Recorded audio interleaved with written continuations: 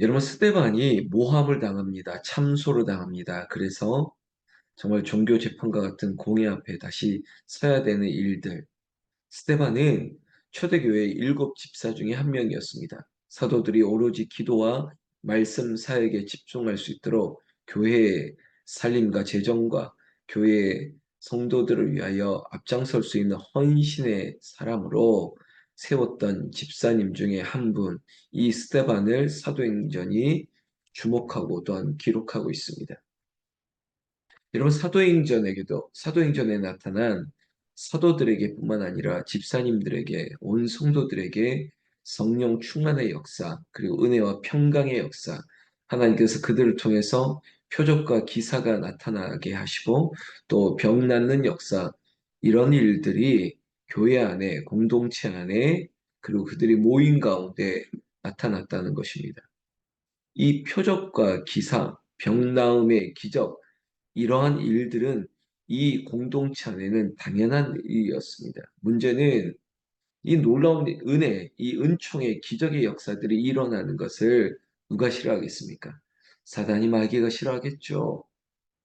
당시에 유대인들, 종교 지도자들, 대제사장들과 서기관들은 교회의 일들을 듣고 몸서리 쳤을 것입니다. 그리고 사도들뿐만 아니라 집사들마저 복음 전파에 힘쓰고 그들이 보고 들은 것들을 민간에 전파하는 이 복음의 증거가 나타난 것을 막기 위해서 대표적으로 이 스데반을 모함하고 참소하고 거짓 증인들을 세워서 스데반을 잡아 가두었던 것입니다. 이 스데반을 향해서 모함하고 참소했던 내용은 이겁니다. 구약의 성전에 그리고 율법에 이 모든 것들을 모르는 저들이 감히 하나님에 대해서 말할 수 있느냐라는 것이죠. 이건 예수님에게 씌었던 죄목과도 별반 다름이 없습니다. 성전 모독했다, 그리고 신성 모독했다, 이런 거죠. 초대교회 성도들에게도 동일한 모함을 그리고 죄를 씌우시는데 지금 스데반을 대표적으로 잡아와서 스데반을 신문하면서 구약을 알지도 못하면서 율법을 알지도 못하는 그리고 성전을 더럽히는 너 이렇게 하면서 모세를 몰아세우는 겁니다. 그리고 다시는 네가 네가 이 복음을 전하는 것, 네가 믿고 있는 것들을 민간에 전파하지 못하도록 엄포를 놓고 있는 것이죠. 협박을 하는 것입니다. 겁박을 하는 것입니다. 그러나 스데반은 내가 보고 들은 바를 전하지 않을 수 없다라고 했던 담대함을 가지고 있습니다. 그리고 성령이 그를 붙들고 있기 때문에 그가 두려울 것이 없는 것입니다. 내가 사람의 말을 듣고 따르는 것이냐, 아니면 하나님의 말을 듣고 따르는 것이냐, 이 믿음의 심지가 분명한 것이죠.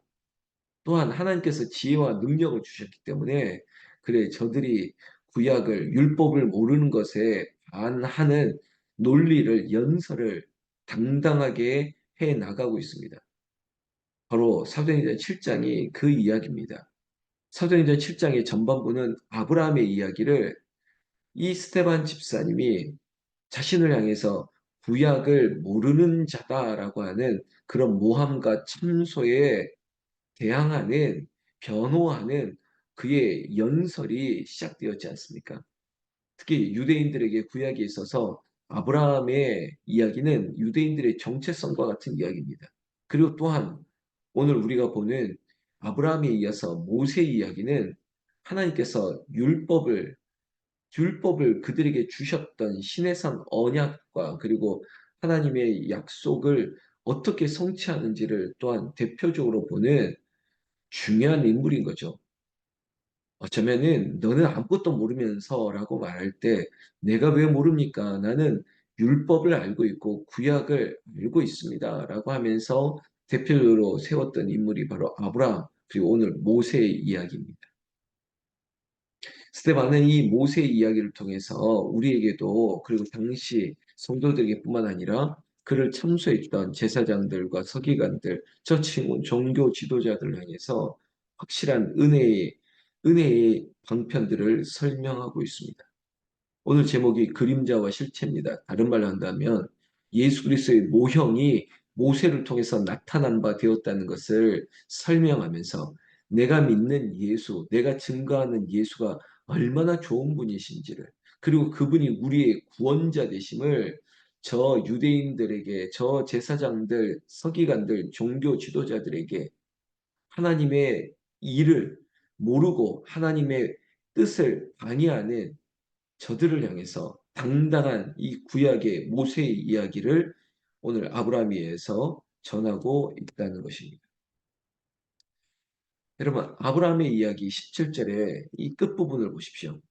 하나님이 아브라함에게 약속하신 때가 가까움에 이스라엘 백성이 애굽에서 번성하여 많아졌더니, 여러분, 스테반이 먼저 아브라함의 이야기를 했었죠. 아브라함은 복의 근원이 되었습니다. 그리고 이 아브라함의 자손을 통해서 많은 민족을 이룰 것을 약속하셨습니다. 그 약속의 때가 가까웠다는 것이죠. 하나님은 약속하십니다. 하나님은 정하신 때 하나님의 구원의 역사를 이루시듯이 아브라함과 하셨던 약속이 모세에게 이어지고 있다는 것이죠. 여러분, 약속하신 때가 가까웠다는 것입니다. 그리고 백성을 구원할 일들이 곧 다가온다는 것이죠. 바로 모세 이야기가 우리는 오늘 스데반의 이야기를 통해서 보게 될 텐데, 18절에 요셉을 알지 못하는 새 임금이 애굽 왕위에 오름에 그가 우리 족속에게 교활한 방법을 써서 조상들을 괴롭게 하여 그 어린 아이들을 내버려 살지 못하게 하려 할세. 여러분, 이 대목을 볼 때 오늘 제목처럼 그림자와 실체, 모형, 예수님의 이야기를 생각나게 하는 거죠. 헤롯이 2살 아이의 모든 사내 아이를 죽이려고 했던 것처럼 이 모세 이야기도 마치 예수님의 이야기를 떠오르게 한다는 것이죠. 그림자와 실체와 같이. 그러나 20절 말씀해 보면 그때 모세가 났는데라고 얘기하고 있습니다. 아무리 세상이 이 모든 구원의 하나님의 때, 약속하신 때, 정하신 때를 막으려 한다 할지라도, 구원의 역사를 아무리 집요하게 막으려 한다 할지라도, 하나님의 때가 가까우고, 그때 정하신 때가 이르면 구원의 역사는 반드시 성취되어진다는 것입니다. 20절 말씀에 그때 모세가 났는데 라고 하는 것처럼 하나님께서 우리와 인류의 구원을 위해서 예수님을 보내신 때가 있다는 것입니다. 이 모든 것들이 하나님 보시기에 아름다운지라, 하나님 보시기에 아름다운지라, 모세를, 모세를 보내는 것도, 그리고 예수 그리스도 이 땅에 보내시는 것도 다 하나님의 뜻 가운데 하나님이 보시기에 합당한 일이었다는 것입니다. 아름다운 일이었다는 것이죠. 여러분, 이 시간 우리가 고난당하는 일이 있습니까? 마치 모세가 태어나는 이 상황 가운데서도, 그리고 예수님께서 이 땅에 오시는 모든 상황 가운데도 쉬운 일이 하나도 없었습니다. 아니, 오히려 죽이려 하고 이 모든 일들을 방해하려는 역사들이 있었습니다. 그러나 하나님이 하시면 반드시 이루어내시는 것입니다. 하나님이 약속하신 때, 하나님의 정하신 때가 이르면 반드시 성취되어진다는 것입니다. 여러분, 저에게도 우리에게도 하나님의 때가 있습니다. 그 하나님의 때를 기다리고 하나님의 구원의 도움의 손길이 반드시 우리에게 있다는 것이죠. 하나님이 아시면 가장 아름다운 것으로 응답하십니다. 가장 좋은 것으로. 그것은 한 사람에게만이 아니라 우리 모두에게, 권사님 한 분에게 아니라 권사님과 그 가족 모두의 구원을 위해서 모두가 다 좋은 것으로, 아름다운 것으로 역사하시고, 그리고 한 사람을 통해서 모두의 구원을 이루는 것처럼 바로 예수 그리스도의 이 땅에 오심과 그리고 십자가 부활의 사건, 그리고 재림과 다시 오심을 약속하시고 보혜사 성령을 보내신 이 모든 일들은 하나님이 하시는 일들이었습니다. 그때, 그리고 하나님 오셨고 다시 오심을 기다리는 그때까지 우리가 이 세상 가운데 세상을 이기며 담대하게 살아가는 것이죠. 모세의 이야기는 마치 그런 것입니다. 하나님이 건져주시는 거예요. 그 이름처럼 전혀 생각하지 못했던 일들을 통해서 구원의 역사가 시작되었다는 것입니다. 여러분 나일강 갈대 상자에 띄우고 그 갈대 상자를 애굽의 공주가 발견하고 그를 애굽에서 40년을 애굽의 왕자로 세상의 모든 말과 그리고 학문들을 배우게 했습니다. 그것이 나중에 어떤 일을 이룰지를 모르겠죠. 여러분 우리가 여기까지 온 것이 하나님의 약속을 위함입니다. 그 약속이 성취되기 위해서 나를 여기까지 인도하셨습니다. 모세의 인생을 보십시오. 40년을 애굽에서 애굽의 왕조로서 그가 쫓겨갔던 미디안에서 40년을 그리고 그 모든 40년의 세월이 광야의 40년을 위해서 준비되어졌던 시간인 것을 알게 한다는 것이죠. 오늘 우리가 읽지 않았지만 23절에 보십시오. 바로 나이가 40이 되매 이겁니다. 제가 이 구절을 강조하는 것은 다 때가 있다는 것입니다. 그 때가 되면 모세가 건진받고 애굽의 왕자로서 모든 학문을 배웠던 그 40년을 뒤로하고 다시 40세가 되었을 때 이스라엘 백성들과의 이제는 정체성을 깨닫게 하고 그에게 주어진 시간이 어떻게 될지 여러분 그곳에서 하나님을 만나게 되는 것입니다. 30절 보실까요? 30절 보면 또 다시 40년이 참회라고 얘기하고 있습니다. 여러분 이스라엘 백성을 돕는 일로 말미암아 살인자의 누명을 쓰고 그리고 도망자가 되어서 미디안 강에서 나그네와 같은 40년을 보냈지만 하나님은 또 40년이 차서 그를 천사를 통해서 그가 하나님의 음성을 듣게 하셨던 것입니다. 다시 말해서 구원의 역사를 위해서 너를 쓴다는 것을 알게 하신다는 겁니다. 또 40년이 참회 30절의 말씀입니다. 그러면 그 40년이 또 무엇을 위함인가? 오늘 마지막 36절에 보면 이 사람이 백성을 인도하여 나오게 하고 애굽과 홍해와 광야에서 40년간 기사와 표적을 행하였느니라. 모세의 40년이 이 이스라엘 백성을 광야로 인도하고 그리고 가나안을 향해서 그를 앞세우기 위해서 하나님이 세우신다는 겁니다.